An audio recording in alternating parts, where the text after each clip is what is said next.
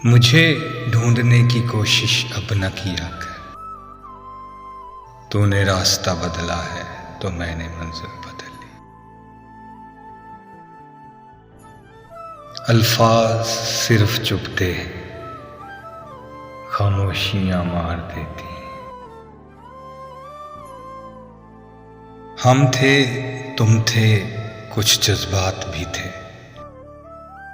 अरे छोड़ो, कुछ नहीं, अल्फाज ही थे।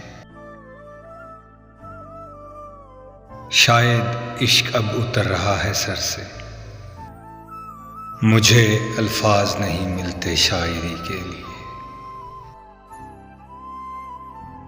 उसकी दूरी ने छीन ली हंसी मुझसे, और लोग कहते हैं बहुत सुधर गया हूं मैं।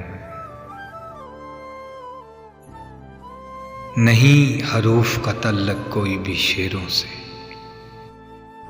ये ख्यालाते मुसलसल का नामा ठहरा है।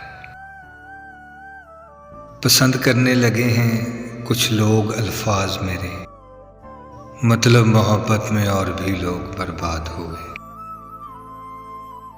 मैं किस तरह गुजारूंगा उम्र भर का फराक। वो मुझसे दो घड़ी भी जुदा हो तो जान जाती है।